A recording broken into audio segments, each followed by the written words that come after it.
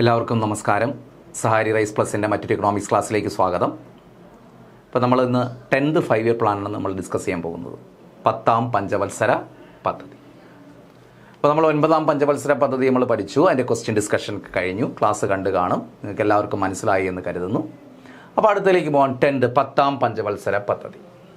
Period എന്നാണ്ടേ 2002 to 2010, 2002 മുതൽ 2007 വരെയാണ് ഇതിൻ്റെ പീരീഡ് എന്ന് പറയുന്നത്. 10ാം പഞ്ചവത്സര പദ്ധതിയുടെ പീരീഡ് എന്ന് പറയുന്നത് 10ാം പഞ്ചവത്സര പദ്ധതി അല്ലേ.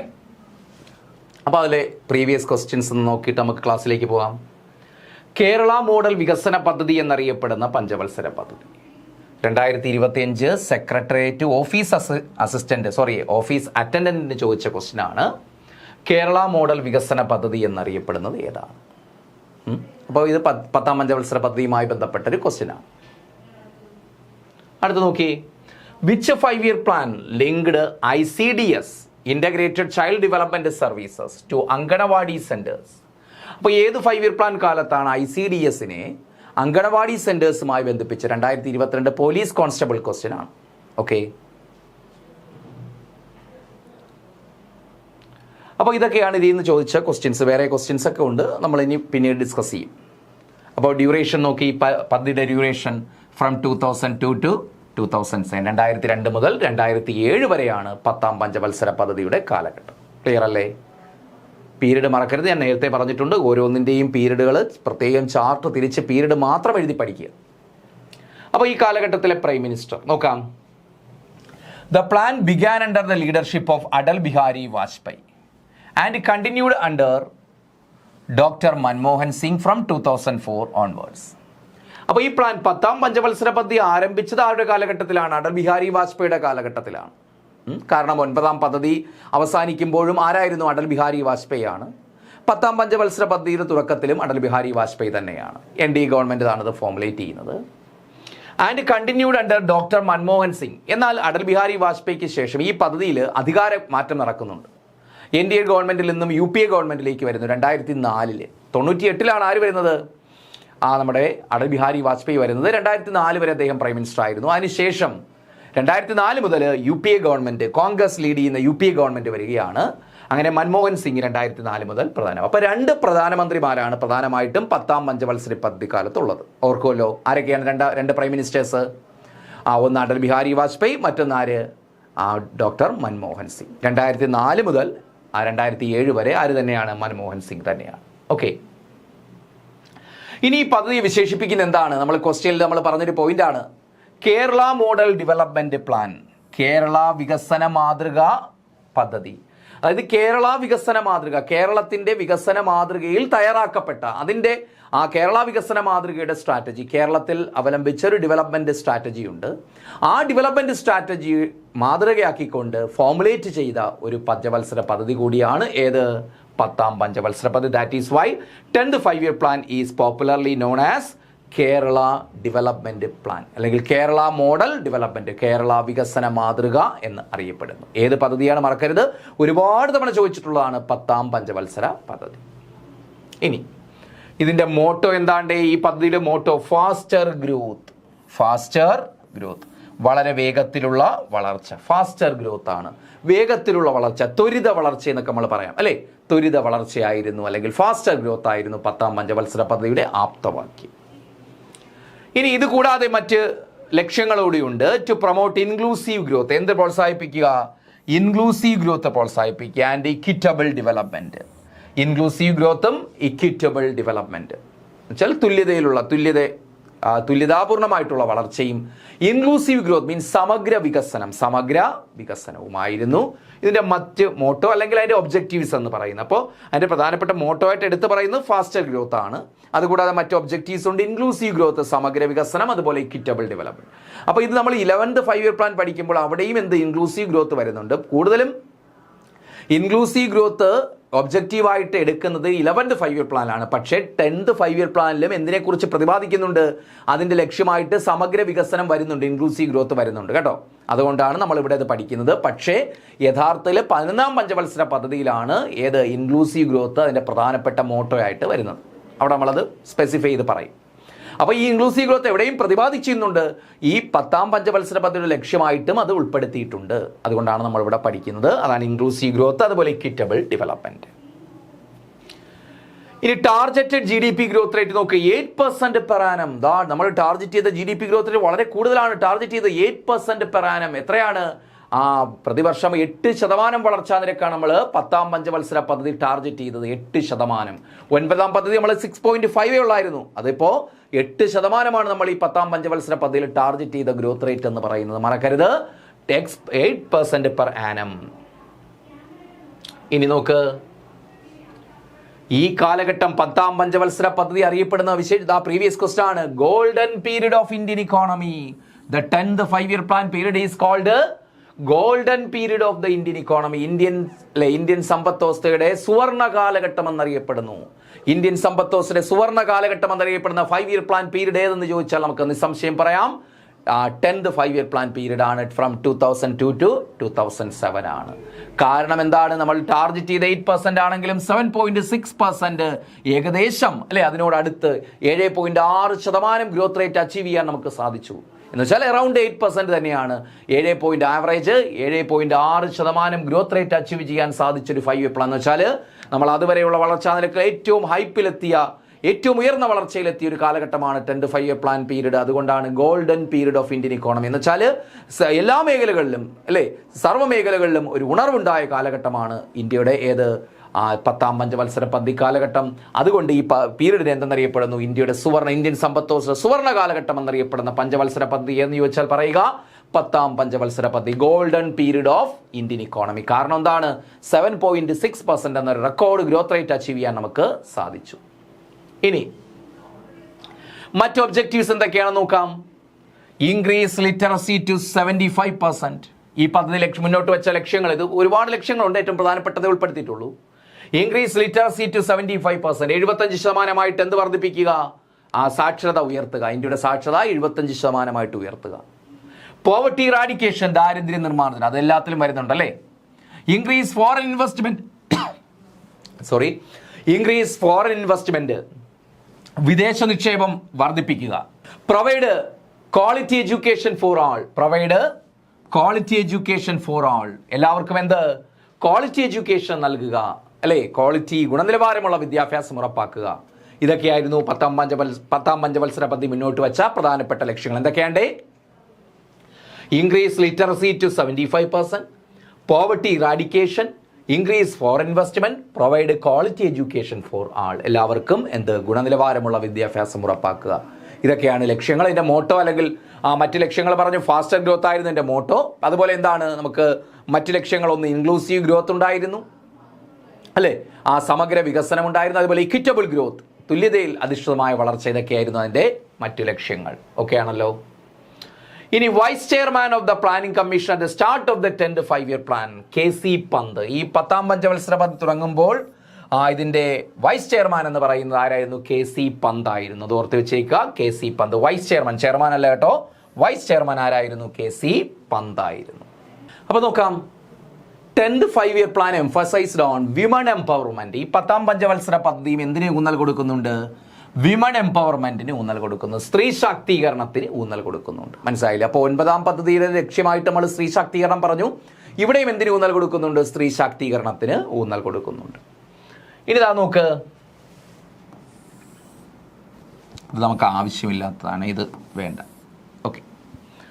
ഇനി ഇത് 10th plan was the first to set specific monitorable targets for key development indicators. അപ്പൊ ശ്രദ്ധിച്ചേ, വളരെ പ്രധാനപ്പെട്ട ഒരു പോയിന്റ് ആണത്. The 10th plan was first to set specific monitorable target for key development indicators. അതായത് വികസന സൂചകങ്ങളുണ്ട്, ഒരു രാജ്യത്ത് വികസന സൂചകങ്ങളുണ്ട്. ഒന്ന് GDP ഒരു വികസന സൂചകമാണ്. GDP ആണ് നമ്മൾ നേരത്തെ ടാർഗറ്റ് ചെയ്തത്, 8% ടാർഗറ്റ് ചെയ്തു, 7.6% നമ്മൾ അച്ചീവ് ചെയ്ത കാര്യം നമ്മൾ പറഞ്ഞു. അത് GDP ഗ്രോത്ത് റേറ്റ് ആണ്. എന്നാൽ അതുകൂടാതെ എന്താണ്? ഡെവലപ്മെന്റൽ ഇൻഡിക്കേറ്റേഴ്സ് ഉണ്ട്, മീൻസ് സോഷ്യൽ ഡെവലപ്മെന്റ് ഇൻഡിക്കേറ്റേഴ്സ് ഒക്കെ അതിനകത്ത് വരുന്നുണ്ട്. GDP എന്ന് വെച്ചാൽ ഇക്കണോമിക് ഡെവലപ്മെന്റ് ഇൻഡിക്കേറ്റേഴ്സ് ആണ്. ഇതുകൂടാതെ economic development means economic development എന്ന് വെച്ചാൽ നമ്മൾ നേരത്തെ പറഞ്ഞിട്ടുണ്ട്. അതായത് ഇക്കണോമിക് ഡെവലപ്മെന്റ് വരുമ്പോൾ എന്താണ്? GDP ഗ്രോത്ത് റേറ്റിനോടൊപ്പം എന്തുകൂടി വരുന്നുണ്ട്? പിന്നെ സോഷ്യൽ ഡെവലപ്മെന്റ് കൂടി വരുന്നുണ്ട്. അപ്പോൾ സാമൂഹിക വികസന സൂചികകളുണ്ട്. ആ സാമൂഹിക വികസന സൂചികകളാണ് പോവർട്ടി റേഷ്യോ, ദാരിദ്ര്യ അനുപാതം, ലിറ്ററസി സാക്ഷരത, ജെൻഡർ ഗ്യാപ്പ്, അല്ലേ, ജെൻഡർ ഗ്യാപ്പ്, സ്ത്രീ പുരുഷ വിവേചനം, ജെൻഡർ ഗ്യാപ്പ്, ആൺപെൺ വ്യത്യാസം. അപ്പോൾ ഇങ്ങനെയുള്ള ഡെവലപ്മെന്റൽ ഇൻഡിക്കേറ്റേഴ്സ് ഒക്കെ ഉണ്ട്. ഇതൊക്കെ നമ്മൾ എന്തായാൽ മാത്രമേ മികച്ച രീതിയിലാണെങ്കിൽ മാത്രമേ നമുക്ക് ഇക്കണോമിക് ഡെവലപ്മെന്റ് അല്ലെങ്കിൽ സോഷ്യൽ ഡെവലപ്മെന്റ് ഉണ്ടാകത്തുള്ളൂ. അപ്പോൾ ഇതിനൊരു ടാർഗറ്റ് നിശ്ചയിച്ചു. ഈ ഡെവലപ്മെന്റ് ഇൻഡിക്കേറ്റേഴ്സ്, പോവർട്ടി റേഷ്യോ എങ്ങനെയായിരിക്കണം, എത്രയായിരിക്കണം, ലിറ്ററസി എത്രയായിരിക്കണം, ജെൻഡർ ഗ്യാപ്പ് എങ്ങനെയായിരിക്കണം, അതിന് ഒരു ടാർഗറ്റ് ആദ്യമായിട്ട് നിശ്ചയിക്കപ്പെട്ട 5 ഇയർ പ്ലാൻ ഏത് ചോദിച്ചാൽ ഏതാണ്? 10th 5 year plan. അതിൻ്റെ മീനിങ് മനസ്സിലായോ? എന്താണ് ഉദ്ദേശിക്കുന്നത് മനസ്സിലായോ? 10th 5 year plan was the first to set specific monitorable targets. ആദ്യമായിട്ട് ഒരു മോണിറ്ററബിൾ ടാർഗറ്റ് നിശ്ചയിച്ചത് എന്തിന്? For key development indicators. ഏതൊക്കെയാണ് development indicators? Poverty ratio, literacy, gender gaps. അപ്പോൾ poverty ratio, literacy, gender gap, അതുപോലെ ഇൻഫന്റ് മോർട്ടാലിറ്റി റേറ്റ്, ഇതൊക്കെ എന്താണ്? പിന്നെ നമ്മുടെ രാജ്യത്തെ വികസന സൂചികകളാണ്. ആ വികസന സൂചികകൾക്ക് ആദ്യമായിട്ടൊരു മോണിറ്ററബിൾ ടാർഗറ്റ് നിശ്ചയിക്കപ്പെട്ടു. അതായത് അത് എത്രയായിട്ട് നിജപ്പെടുത്തണം, എത്രയായിട്ട് നമുക്ക് ഇത് നേടിയെടുക്കാം, പോവർട്ടി എത്രയിൽ നിർത്തണം, അതുപോലെ ഇൻഫന്റ് മോർട്ടാലിറ്റി റേറ്റ് എത്ര കണ്ട് കുറയ്ക്കണം, അതുപോലെ ലിറ്ററസി എത്ര കണ്ട് ഉയർത്തണം. ഇങ്ങനെയുള്ള ഒരു ടാർഗറ്റ്, അതിനാണ് മോണിറ്ററബിൾ ടാർഗറ്റ് എന്ന് പറയും. നമ്മൾ മോണിറ്റർ ചെയ്യുന്ന ഒരു ടാർഗറ്റ് നിശ്ചയിച്ചു. അങ്ങനെ ആദ്യമായിട്ട് ഈ ഡെവലപ്മെന്റ് ഇൻഡിക്കേറ്റേഴ്സിന് ഈ ഒരു ടാർഗറ്റ് നിശ്ചയിച്ചുകൊണ്ട് മുന്നോട്ട് പോയ പദ്ധതി ഏതാണെന്ന് ചോദിച്ചാൽ ഏതാണ്? 10th 5 ഇയർ പ്ലാൻ ആണ്. ആ കോൺസെപ്റ്റ് മനസ്സിലായി കാണുമെന്ന് കരുതുന്നു. അപ്പോൾ എന്താണ്? അപ്പോൾ ആദ്യമായിട്ടാണ് ഇതിനെ മോണിറ്റർ ചെയ്തത്, അല്ലെ, മോണിറ്റർ ചെയ്തൊരു ടാർഗറ്റ് നിശ്ചയിച്ചത്. Rather than just focusing on GDP growth rate. ഏതിന്? റാദർ ദാൻ, പകരം just focusing on GDP growth എന്ന് വെച്ചാൽ അതുവരെ 9ാം പദ്ധതി വരെ നമ്മൾ just focusing GDP growth rate, GDP growth റേറ്റിൽ മാത്രമാണ് നമ്മുടെ ഓരോ 5 ഇയർ പ്ലാൻസ് ഫോക്കസ് ചെയ്തത്. GDP കൂട്ടുക. എന്നാൽ GDP വർദ്ധിപ്പിക്കുന്നതിനോടൊപ്പം നമ്മുടെ ഡെവലപ്മെന്റ് ഇൻഡിക്കേറ്റേഴ്സ് അല്ലെങ്കിൽ സോഷ്യൽ ഡെവലപ്മെന്റ് ഇൻഡിക്കേറ്റേഴ്സിന് കൂടി ടാർഗറ്റ് വെച്ച്, GDPക്ക് ടാർഗറ്റ് ഉണ്ടല്ലോ, അതുപോലെ ഇതിന് കൂടി ടാർഗറ്റ് വെച്ചുകൊണ്ട് അത് അച്ചീവ് ചെയ്യാനുള്ള ശ്രമം കൂടി നടത്തിയ ഒരു പദ്ധതിയാണ് 10th 5 ഇയർ പ്ലാൻ. മനസ്സിലായി കാണുമെന്ന് കരുതുന്നു. ഇനി നോക്കേ, ആ ടാർഗറ്റുകൾ ഏതൊക്കെയെന്ന് പറയുകയാണ്. അങ്ങനെ നമ്മൾ മോണിറ്ററിംഗ് ടാർഗറ്റ് നിശ്ചയിച്ചല്ലോ. എന്തൊക്കെയാണ് ആ ടാർഗറ്റ്? സോഷ്യൽ ഡെവലപ്മെന്റ് ഇൻഡിക്കേറ്റേഴ്സിന്റെ target. 1, double the per capita income of India in the next 10 years. Double the per capita income of India in the next 10 years. അടുത്ത 10 വർഷം. ഇതൊന്നും പെട്ടെന്ന് നേടിയെടുക്കാൻ പറ്റുന്നല്ല കേട്ടോ. അപ്പോൾ അടുത്ത 10 വർഷത്തിനുള്ളിൽ ഇന്ത്യയുടെ പ്രതിശീർഷ വരുമാനം ഡബിൾ ആക്കുക, ഇരട്ടിയാക്കുക. ഇപ്പോഴത്തെ പ്രതിശീർഷ വരുമാനം ഇരട്ടിയാക്കി വർദ്ധിപ്പിക്കുക. അപ്പോൾ പ്രതിശീർഷ വരുമാനം വർദ്ധിപ്പിക്കുക എന്താണ് ഗുണം? അതിന്റെ ഫലമായിട്ട് നമുക്ക് എന്ത് ചെയ്യാൻ സാധിക്കും? ആ സ്റ്റാൻഡേർഡ് ഓഫ് ലിവിങ്, ആളുകളുടെ ജീവിത നിലവാരം മെച്ചപ്പെടും. അതാണ് ഉദ്ദേശിക്കുക. അടുത്ത നോക്ക്, reduction of poverty ratio by 5% by 2007. Reduction of poverty ratio, ദാരിദ്ര്യ അനുപാതം എന്താണ്? എന്ത് ചെയ്യുക? കുറയ്ക്കുക. ദാരിദ്ര്യ അനുപാതം കുറയ്ക്കുക ബൈ 5% ബൈ 2007. 2007 കൂടി, അല്ലേ, 2007 കൂടി എന്ന് വെച്ചാൽ 10ാം പഞ്ചവത്സര പദ്ധതി അവസാനിക്കുന്ന സമയമാകുമ്പോഴേക്കും പോവർട്ടി റേഷ്യോ 5% കുറയ്ക്കുക. പോവർട്ടിയിൽ 5% കുറവ് വരുത്തുക. ഇനി റിഡക്ഷൻ ഇൻ ജെൻഡർ ഗ്യാപ്സ്, ആൺപെൺ വ്യത്യാസം കുറയ്ക്കുക, സ്ത്രീ പുരുഷ വ്യത്യാസം കുറയ്ക്കുക, അല്ലേ. റിഡക്ഷൻ ജെൻഡർ ഗ്യാപ്സ് ഏതിന്റെ കാര്യത്തിലുള്ള സ്ത്രീ പുരുഷ വിവേചനമാണ്? ലിറ്ററസി, സാക്ഷരതയുടെ കാര്യത്തിൽ. വേജ് റൈറ്റ്സ്, വേതനത്തിന്റെ കാര്യത്തിൽ എത്രയായിട്ട് കുറയ്ക്കുക? By at least 50% by 2007. 2007 കൂടി സാക്ഷരതയിലും അതുപോലെ വേതന നിരക്കിലുമുള്ള ആൺപെൺ വ്യത്യാസം, വിവേചനം, ജെൻഡർ ഇനിക്വാളിറ്റി 2007 കൂടി 50% കുറയ്ക്കുക. പകുതിയെങ്കിലും ആ വിവേചനം കുറയ്ക്കുക. രാജ്യത്ത് വിവേചനമുണ്ട്, വേതനത്തിന്റെ കാര്യത്തിൽ ജെൻഡർ ഇനിക്വാളിറ്റി ഇല്ലേ, അതുപോലെ സാക്ഷരതയിലില്ലേ. ആർക്കാണ്? പുരുഷ സാക്ഷരതയാണ് നമ്മുടെ രാജ്യത്ത് ഇപ്പോഴും കൂടുതൽ. അപ്പോൾ അങ്ങനെ ആ സാക്ഷരത, ആ കാര്യത്തിലൊക്കെയുള്ള വിവേചനം എന്ത് ചെയ്യുക? കുറയ്ക്കുക. 50% പകുതിയാക്കി കുറയ്ക്കുക. മനസ്സിലായല്ലോ? ഇനി increase of literacy rate to 75% within the plan period. ഈ പ്ലാൻ പീരീഡിനകത്ത് മീൻസ് 2007 ആകുമ്പോഴേക്കും ലിറ്ററസി റേറ്റ് 75% വർദ്ധിപ്പിക്കുക. നമ്മൾ ആദ്യമേ ഒരു ഒബ്ജക്റ്റീവിൽ പറഞ്ഞില്ലേ, ലിറ്ററസി റേറ്റ് 75% വർദ്ധിപ്പിക്കുക. അപ്പോൾ ഇതിലത്തെ ഏതെങ്കിലുമൊക്കെ പോയിന്റ്സ് എടുത്ത് സ്റ്റേറ്റ്മെന്റ് ക്വസ്റ്റ്യൻസിൽ വരും. മനസ്സിലായില്ലേ? അപ്പോൾ അത് നമുക്ക് മാറിപ്പോകരുത്. 10ാം പഞ്ചവത്സര പദ്ധതിയിൽ മോണിറ്ററിംഗ് ടാർഗറ്റ്, സോഷ്യൽ ഡെവലപ്മെന്റ് ഇൻഡിക്കേറ്റേഴ്സിന്റെ മോണിറ്റർ ചെയ്ത ടാർഗറ്റ് ആണ് ഇതൊക്കെ. ഇനി reduction of infant mortality rate, IMR, reduction of infant mortality rate, അല്ലേ, ശിശുമരണ നിരക്ക് കുറയ്ക്കുക, കൂട്ടുകയല്ലേ, ശിശുമരണ നിരക്ക് കുറയ്ക്കുക. എത്രയായിട്ട്? to 4 per 1000 live births by 2007. 4 കുറയ്ക്കുക, അല്ലെ. 1000 കുട്ടികളിൽ 4ആയിട്ട് ജനിക്കുന്ന 1000 കുട്ടികൾ, ജനിച്ച് 1 വയസ്സെത്തുന്ന 1000 കുട്ടികളിൽ മരണപ്പെടുന്ന കുട്ടികളുടെ എണ്ണം 4ആയിട്ട് കുറയ്ക്കുക. ഇന്ത്യയിൽ എന്താണ് വളരെ കൂടുതലാണ്, 28ഒക്കെയാണ് ആ സമയത്ത്. പിന്നീട് ഇത് കുറഞ്ഞ് 16ലൊക്കെ എത്തി. ഇപ്പോൾ അതെന്ത് ചെയ്യുന്നു, 12, 13 ആ റേഞ്ചിലാണ് നിൽക്കുന്നത്. അത് 4ആയിട്ട് കുറയ്ക്കുക 2007 കൂടി. അപ്പോൾ ഇത് ടാർഗറ്റ് ചെയ്താണ്. പലതും നമുക്ക് എന്ത് ചെയ്യാൻ പറ്റിയിട്ടില്ല, പൂർണ്ണമായിട്ട് അച്ചീവ് ചെയ്യാൻ പറ്റിയിട്ടില്ല. ചിലത് എന്ത് ചെയ്തിട്ടുണ്ട്, പിന്നീട് അച്ചീവ് ചെയ്തിട്ടുണ്ട്. ആ പദ്ധതിയിൽ അല്ലെങ്കിൽ കൂടിയും പിന്നീട് അച്ചീവ് ചെയ്തിട്ടുണ്ട്. ഓക്കെ, അപ്പോൾ ഇതൊക്കെയാണ് എന്ത് നമ്മുടെ ടാർഗറ്റ്, സോഷ്യൽ ഡെവലപ്മെന്റ് ഇൻഡിക്കേറ്റേഴ്സിന്റെ ടാർഗറ്റുകൾ. ഇതുവരെ നമ്മൾ എന്താണ് GDPയുടെ ടാർഗറ്റ് അല്ലേ പഠിച്ചിട്ടുള്ളൂ. ഇത് സോഷ്യൽ ഡെവലപ്മെന്റ് ഇൻഡിക്കേറ്റേഴ്സ് അല്ലെങ്കിൽ ഡെവലപ്മെന്റ് ഇൻഡിക്കേറ്റേഴ്സിന്റെ ടാർഗറ്റുകളാണ്. 10ാം പഞ്ചവത്സര പദ്ധതിയിലാണ് ഇതുപോലെ ടാർഗറ്റ് നമ്മൾ കൊടുത്ത് നമ്മൾ എന്ത് ചെയ്തത്, ഇത് അച്ചീവ് ചെയ്യാനായിട്ട് ശ്രമിച്ചത്. മനസ്സിലായില്ലേ? അപ്പോൾ ഇത് പിന്നെ കൃത്യമായിട്ട് പഠിക്കുക. കാര്യം 10ാം പഞ്ചവത്സര പദ്ധതിയുടെ ഭാഗമാണിത്, അതുകൊണ്ട് മറക്കരുത്. ആദ്യമായിട്ടാണ് ഇങ്ങനെ ഒരു ടാർഗറ്റ് വരുന്നത്. അപ്പോൾ ഈ ടാർഗറ്റ് ചെയ്ത 10ാം പഞ്ചവത്സര പദ്ധതിയിലാണെന്ന് ഓർക്കുക. അടുത്ത് നോക്കാം. ഈ പദ്ധതി കാലത്ത് ഒരു പ്രധാനപ്പെട്ട ആക്റ്റാണ് പോട്ട ആക്ട്. പോട്ട നിങ്ങൾ കേട്ടിട്ടുണ്ടോ? പോട്ട എന്നാണ് പാസ്സാക്കിയത്? 2002 പ്രിവെൻഷൻ ഓഫ് ടെററിസം ആക്ട് എന്ന് പറയും. പോട്ട എന്ന് വെച്ചാൽ എന്താണ്? Prevention of terrorism act. Terrorism, ഭീകരവാദത്തെ തടയുന്നതിനുള്ള നിയമമാണ് പോട്ട ആക്ട് എന്ന് പറയുന്നത്. 2002 ഇത് പാസ്സാക്കിയത്.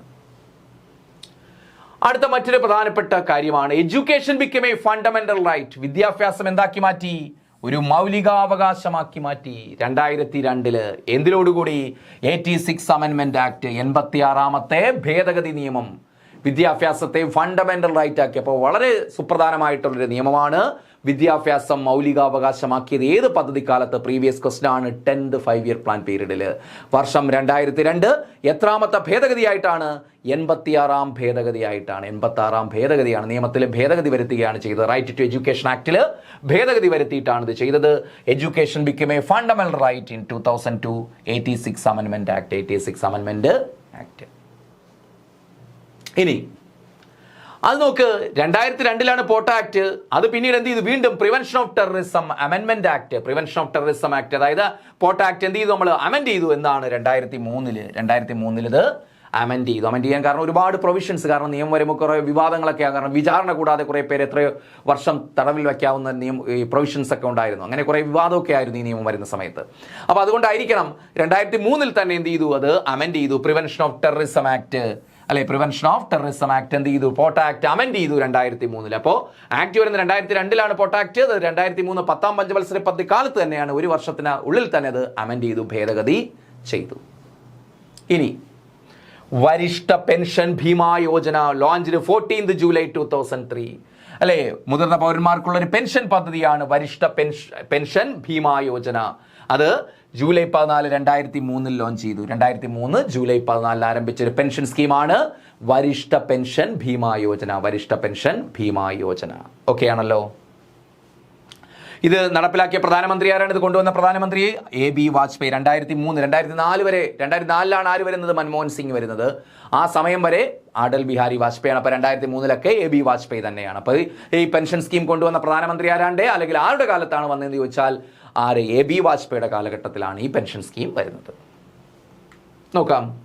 ഇനി മറ്റൊരു പ്രധാനപ്പെട്ട പദ്ധതിയാണ് പുര, provision of urban amenities in rural areas. പുര സ്കീം എന്ന് പറയും. പുര പോളിസി, പ്രൊവിഷൻ ഓഫ്, എന്താണ് എൻ്റെ ഫുൾ ഫോം ചോദിക്കും. Provision of urban amenities in rural areas. Urban amenities, urban means നഗരങ്ങളിലെ സൗകര്യം, മീൻസ് നഗരങ്ങളിലെ അടിസ്ഥാന സൗകര്യങ്ങൾ എവിടെ ലഭ്യമാക്കുക?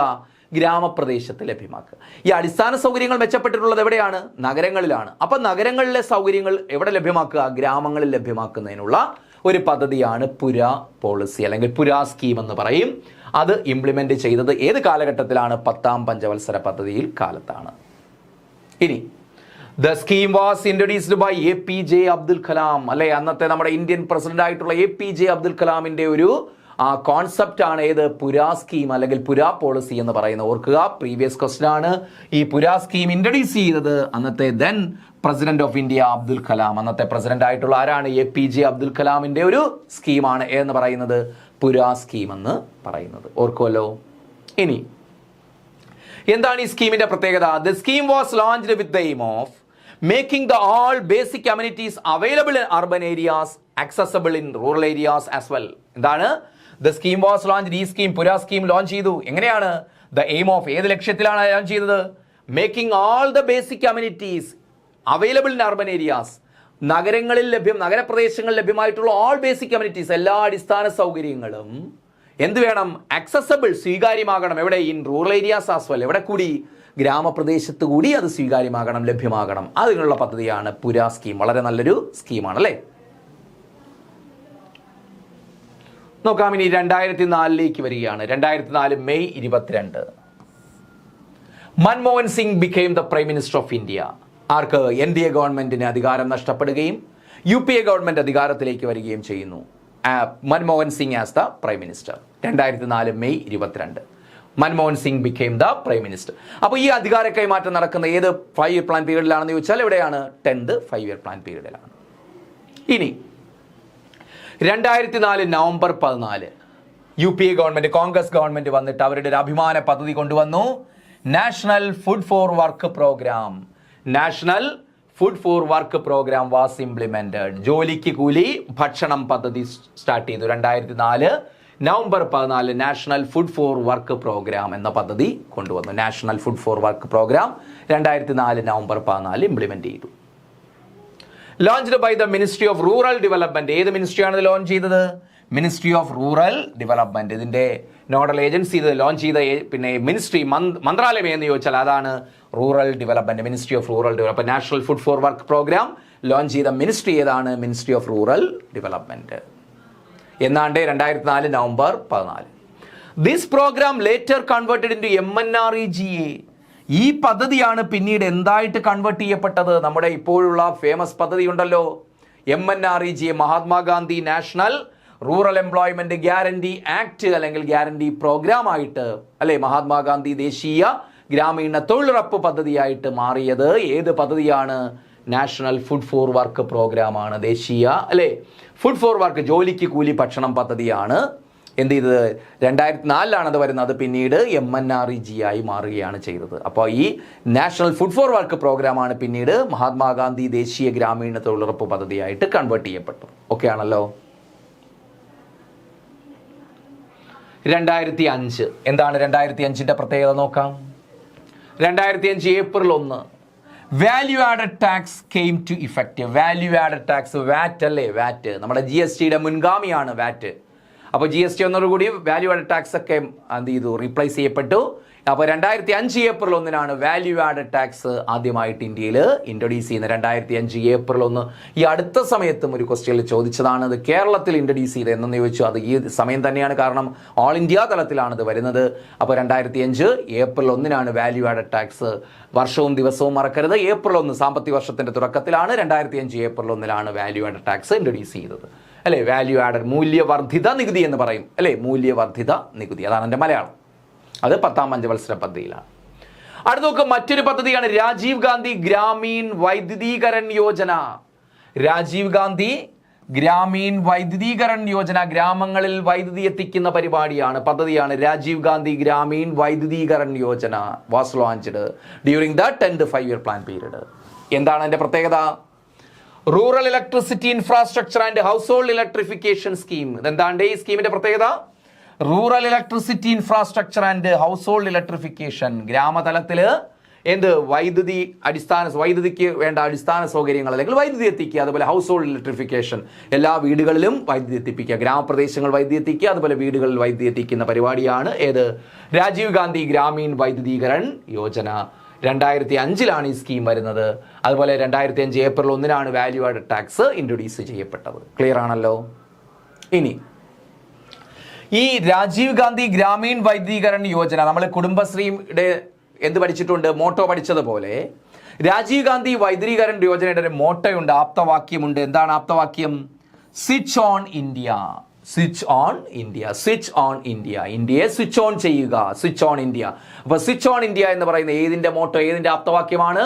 രാജീവ് ഗാന്ധി ഗ്രാമീൺ വൈദ്യുതീകരൺ യോജന. കാരണം കോൺഗ്രസ് ഗവൺമെന്റ് ആണ് അല്ലെ, UPA ഗവൺമെന്റ് ആണ് ഇത് കൊണ്ടുവന്നത്. അതുകൊണ്ടാണ് രാജീവ് ഗാന്ധിയുടെ പേര് കൊടുത്തത്.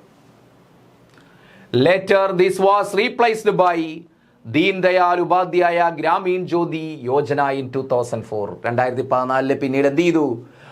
വീണ്ടും NDA ഗവൺമെന്റ് വരികയാണ്. അപ്പോൾ 2014 ഈ പദ്ധതി രാജീവ് ഗാന്ധി ഗ്രാമീൺ വൈദ്യുതീകരൺ യോജനയുടെ പേര് അവർ റീപ്ലേസ് ചെയ്തു. ആ പേരിപ്പോൾ എന്താണ്? അതിന്റെ പേരിപ്പോൾ നിലവിൽ ദീൻ ദയാൽ ഉപാധ്യായ ഗ്രാമീൺ ജ്യോതി യോജന. ദീൻ ദയാൽ. അപ്പോൾ രാജീവ് ഗാന്ധി ഗ്രാമീൺ വൈദ്യുതീകരൺ യോജനയുടെ ഇപ്പോഴത്തെ പേരെന്താണ്ട്? ദീൻ ദയാൽ ഉപാധ്യായ ഗ്രാം ജ്യോതി യോജന.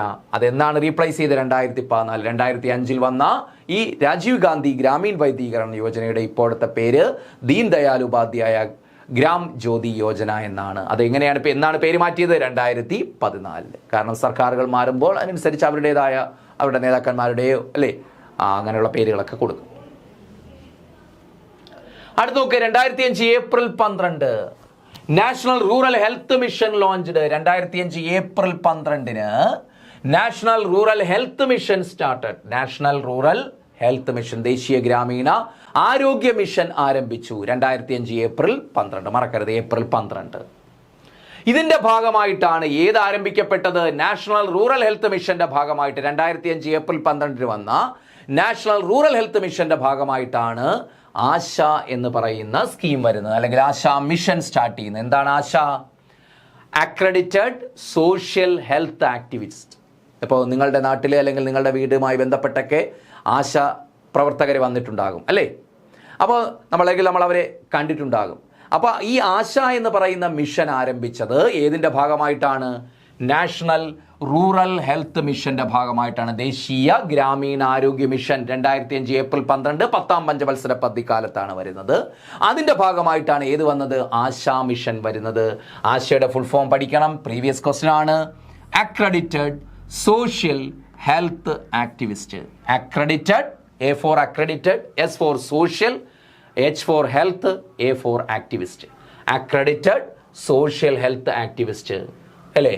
അങ്ങനെ ആശാ മിഷൻ ആരംഭിക്കുന്നു 2005 ഏപ്രിൽ 12 ഏതിന്റെ ഭാഗമായിട്ട്? നാഷണൽ റൂറൽ ഹെൽത്ത് മിഷന്റെ ഭാഗമായിട്ട്. Target was to have an ASHA in every അല്ലേ? Target was to have an ASHA in every village. എല്ലാ ഗ്രാമങ്ങളിലും ആശാപ്രവർത്തകരുണ്ടാകുക. അതാണ് അതിന്റെ ടാർഗറ്റ്. ആശാ മിഷന്റെ ടാർഗറ്റ് എന്താണ്? അല്ലെങ്കിൽ അതിന്റെ ഒബ്ജക്റ്റീവ് എന്താണ്? ASHA in every village. എല്ലാ ഗ്രാമങ്ങളിലും ആശാപ്രവർത്തകരുടെ സാന്നിധ്യം ഉറപ്പാക്കുക, പ്രവർത്തനം ഉറപ്പാക്കുക. ഇനി ministry of health and family welfare. ഇത് ഇംപ്ലിമെന്റ് ചെയ്യുന്നത് ആരിലൂടെയാണ്? Ministry of health and family welfare ആണ്. മിനിസ്ട്രി ഓഫ് ഹെൽത്ത് ആൻഡ് നമ്മൾ പറഞ്ഞില്ലേ ഏതാണ്? Rural development. നമ്മളെ ഈ national food for work programme എന്താണ്? മിനിസ്ട്രി ഓഫ് റൂറൽ ഡെവലപ്മെന്റ് കൊണ്ടുവന്നത് പോലെ ഇത് ഏത് മന്ത്രാലയത്തിന് കീഴിലാണ്? ഈ നാഷണൽ റൂറൽ ഹെൽത്ത് മിഷൻ അല്ലെങ്കിൽ ആശയ്ക്ക് ആരുടെ കീഴിലാണ്? Ministry of health and family വെൽഫെയറിന്റെ കീഴിലാണ്. ഏത് മന്ത്രാലയം? പിന്നെ ആരോഗ്യ, അതുപോലെ എന്താണ്? കുടുംബക്ഷേമ മന്ത്രാലയം. ആരോഗ്യ കുടുംബക്ഷേമ മന്ത്രാലയത്തിന് കീഴിലാണ്.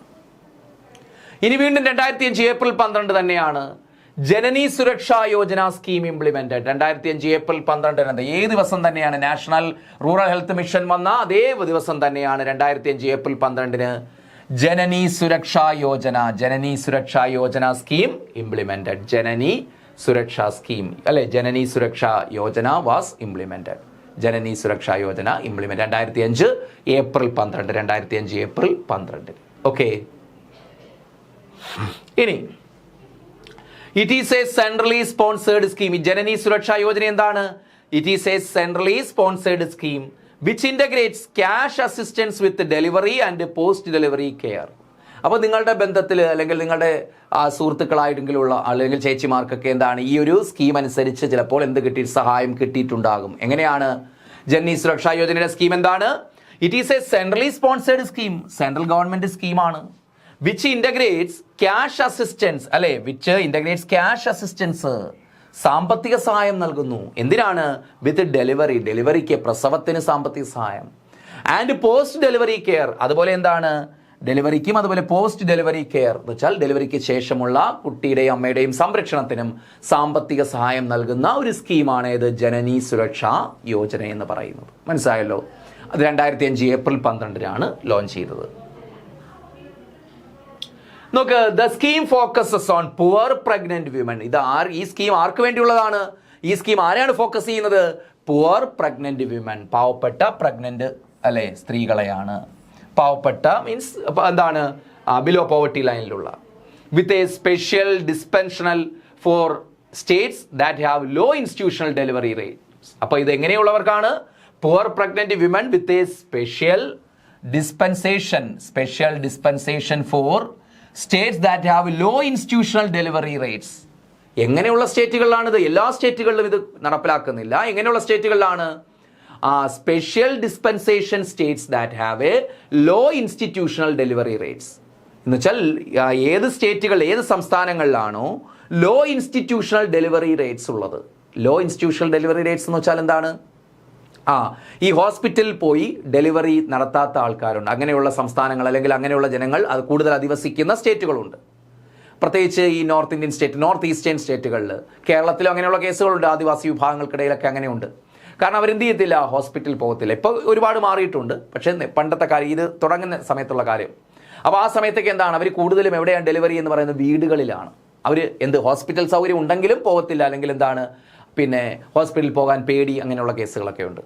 അപ്പോൾ അതുകൊണ്ട് എന്ത് ചെയ്യും അവർ അവിടെ വീടുകളിലുള്ള പ്രശ്നം എന്താണ്? അവിടെ അമ്മയും കുട്ടിയും മരണപ്പെടാനുള്ള സാധ്യത വളരെ കൂടുതലാണ്. ഇത് മുന്നിൽ കണ്ടുകൊണ്ടാണ് ജനനി സുരക്ഷാ ഭീമാ യോജന ഏർപ്പെടുത്തിയത്. അപ്പോൾ ഇവർക്ക് എന്താണ്, ഒന്ന് ഇവർ പോകാത്ത ഒരു സാമ്പത്തികമായിട്ട് പിന്നോക്കം നിൽക്കുന്നവരായതുകൊണ്ടാണ്, മറ്റൊന്ന് പേടിയായതുകൊണ്ടാണ്. അപ്പോൾ അവരെ ഹോസ്പിറ്റലിൽ എത്തിക്കുക, ഇങ്ങനെയുള്ള പ്രഗ്നൻ്റ് ആയിട്ടുള്ള ലേഡീസിനെ ഹോസ്പിറ്റലിലേക്ക് ആകർഷിക്കുക എന്ന ഉദ്ദേശത്തോടു കൂടി കൊണ്ടുവന്ന ഒരു സ്കീമാണിത്. അപ്പോൾ എങ്ങനെയുള്ള സ്റ്റേറ്റുകളിലാണ്? ലോ ഇൻസ്റ്റിറ്റ്യൂഷണൽ ഡെലിവറി റേറ്റ്സ് ഉള്ള സ്റ്റേറ്റുകളിലാണ്, അല്ലെ, ലോ ഇൻസ്റ്റിറ്റ്യൂഷണൽ ഡെലിവറി റേറ്റ്സ് ഉള്ള സംസ്ഥാനങ്ങളിലാണിത് ഒരു സ്പെസിഫൈ. എല്ലായിടത്തും നടപ്പാക്കുന്നുണ്ട്, എങ്കിലും ഇത് അങ്ങനെയുള്ള സ്റ്റേറ്റുകളിലേക്കാണ് അവർ സ്പെസിഫൈ ചെയ്ത് കൊണ്ടുവന്നത്.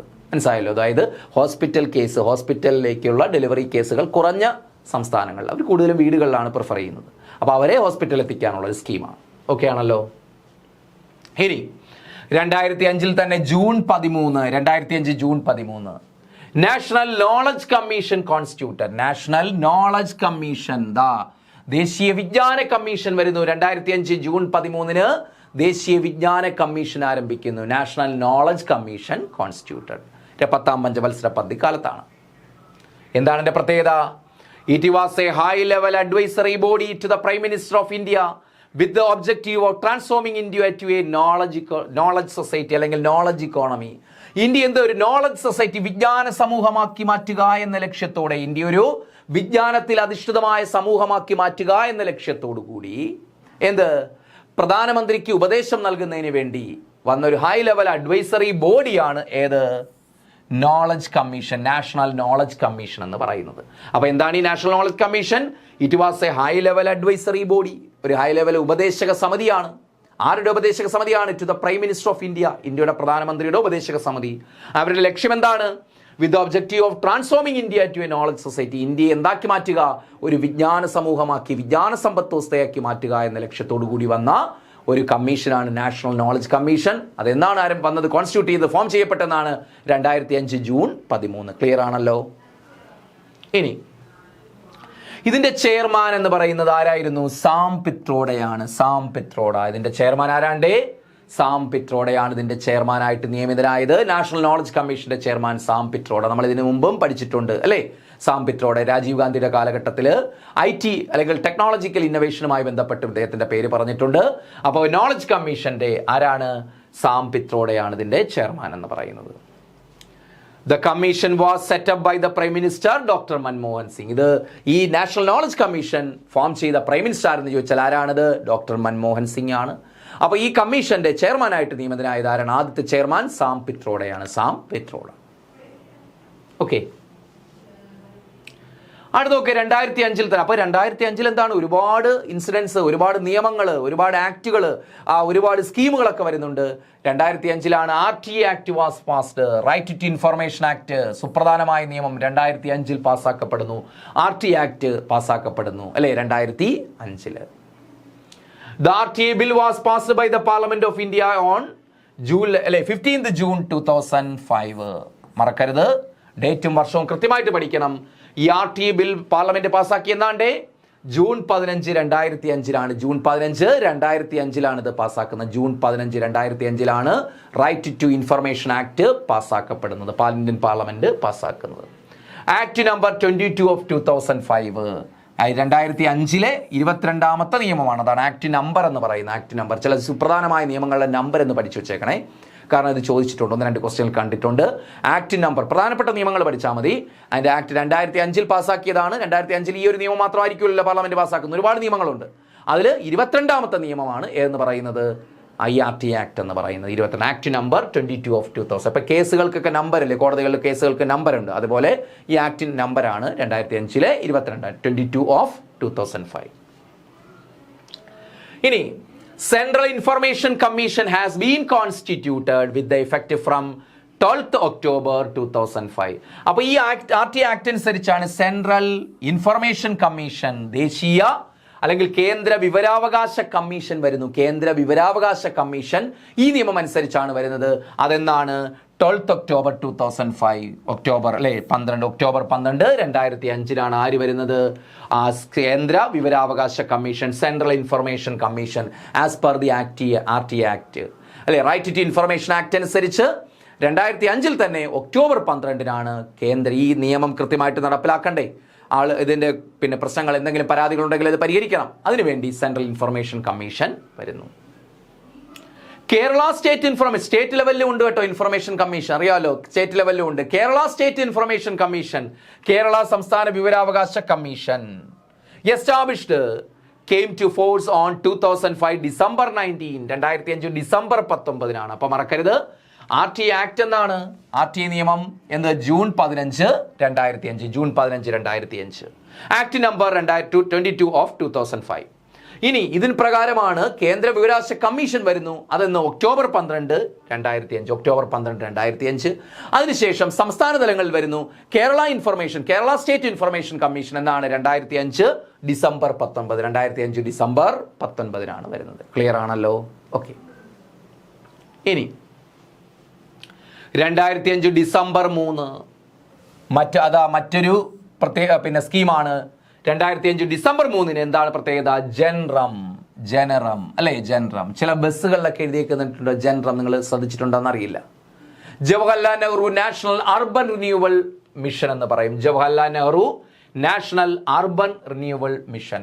ഇപ്പോൾ ഈ സ്കീമുകൾക്കൊന്നും വലിയ പ്രചാരമില്ല. അതൊക്കെ എന്ത് ചെയ്തു, അത് പഴയ നേരത്തെ ജനറം ആ സ്കീമിൽ ആ ഒരു പദ്ധതിയിൽ ബസ്സുകൾ ഇറക്കിയായിരുന്നു. നമ്മളെ ലോ ഫ്ലോർ AC ബസ്സുകളൊക്കെ ആ ഒരു ഇതിൽ വന്നതാണ്. അതിന്റെ ഫുൾ ഫോം എന്താണ്? Jawaharlal Nehru national urban renewal mission. Jawaharlal Nehru national urban renewal mission എന്ന് പറയും, ജനറം എന്നാണ്. 2005 ഡിസംബർ 3 വന്നത്. This scheme is now succeeded. എന്ന് വെച്ചാൽ ഈ പദ്ധതിയുടെ പ്രത്യേകത എന്താണ്? അർബൻ റിന്യൂവൽ ആണ് ഉദ്ദേശിക്കുന്നത്. അർബൻ റിന്യൂവൽ അല്ലെ, അർബൻ റിന്യൂവൽ എന്ന് വെച്ചാൽ നഗരപ്രദേശത്ത് എന്ത് ചെയ്യുക, പിന്നെ വളർച്ച കൈവരിക്കുക. ഗ്രാമങ്ങൾക്ക് വേണ്ടിയുള്ള പദ്ധതിയല്ല, നഗരങ്ങളിൽ റിന്യൂവൽ, നഗരങ്ങളെ പുനരുജ്ജീവിപ്പിക്കുക, അല്ലെങ്കിൽ നഗരങ്ങളിൽ പുതുമ കൊണ്ടുവരിക, വികസനം കൊണ്ടുവരിക എന്ന പദ്ധതിയിൽ പ്രത്യേകിച്ച് ട്രാൻസ്പോർട്ടേഷൻ രംഗത്തൊക്കെ കൊണ്ടുവന്നൊരു പദ്ധതിയാണ് ഏത്? ജനറം എന്ന് പറയുന്നത്. നഗരങ്ങളിലേക്ക് പ്രത്യേകിച്ച് ബസ്സുകൾ, ഈ AC ബസ്സുകളൊക്കെ അങ്ങനെയാണ് അനുവദിക്കപ്പെട്ടത്. അപ്പോൾ അതാണ് ജനറം എന്ന് പറയുന്നത്. This scheme is now succeeded by Atal Amrut mission. ഇതിന് ശേഷം വന്നൊരു പദ്ധതിയാണ് ഏത്? അമൃത് അടൽ മിഷൻ അല്ലെ, അല്ലെങ്കിൽ അടൽ അമൃത് മിഷൻ എന്ന് പറയാം. Atal Amrut mission. This scheme is now succeeded by എന്ന് വെച്ചാൽ ഈ സ്കീം, ജനറം സ്കീം മാറ്റിയിട്ട് ഇപ്പോൾ എന്ത് ചെയ്തു, ഈ BJP ഗവൺമെന്റ് വന്നപ്പോൾ ഇത് ജനറം എന്ന് പറയുന്നത് UPA ഗവൺമെന്റ് സ്കീമാണ്. ഇതിന് ശേഷം എന്ത് ചെയ്തു, അതിന് ജനറത്തിൻ്റെ റീപ്ലേസ് ചെയ്തുകൊണ്ടാണ് അടൽ അമൃത് മിഷൻ വന്നിരിക്കുന്നത്. അടൽ അമൃത് മിഷൻ എന്ന് വെച്ചാൽ ഈ ഇലക്ട്രിക് വെഹിക്കിളുകളെയൊക്കെ പ്രോത്സാഹിപ്പിക്കുന്ന പദ്ധതിയാണ്, നഗരങ്ങൾക്ക് വേണ്ടിയുള്ള പദ്ധതിയാണ് അടൽ അമൃത് മിഷൻ എന്ന് പറയും. ഏതിന് പകരമാണ്, അല്ലെങ്കിൽ ഏതിന് സക്സീഡ് ചെയ്തുകൊണ്ട്? ജനറത്തിന് സക്സീഡ് ചെയ്തുകൊണ്ട് വന്നൊരു പദ്ധതിയാണ്. Atal mission for rejuvenation and urban transformation. എന്താണ് ഇതിന്റെ പേരെന്ന് പറയുന്നത്? അടൽ മിഷൻ.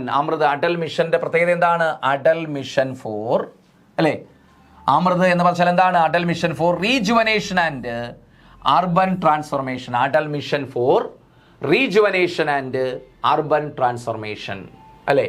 അപ്പൊ ഈ പദ്ധതിയുടെ ഫുൾ ഫോം എന്താണ്ട്? Atal mission for rejuvenation. Rejuvenation എന്ന് വെച്ചാൽ പുനരുജ്ജീവിപ്പിക്കുക, പുനരുജ്ജീവനം കൊടുക്കുക. Atal mission for rejuvenation and urban transformation.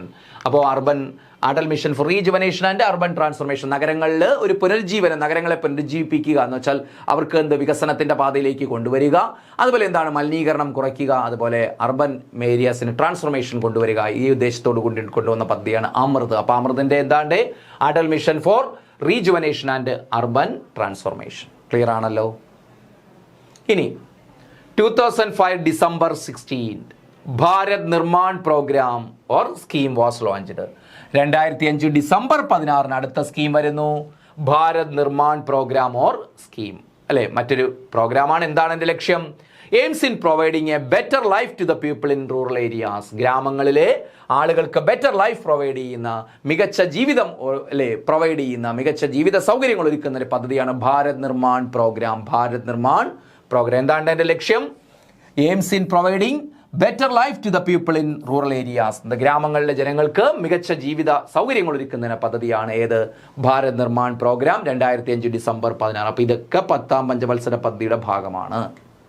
The main objective of the scheme is to develop the infrastructure in rural areas and make more developed in comparison to urban areas.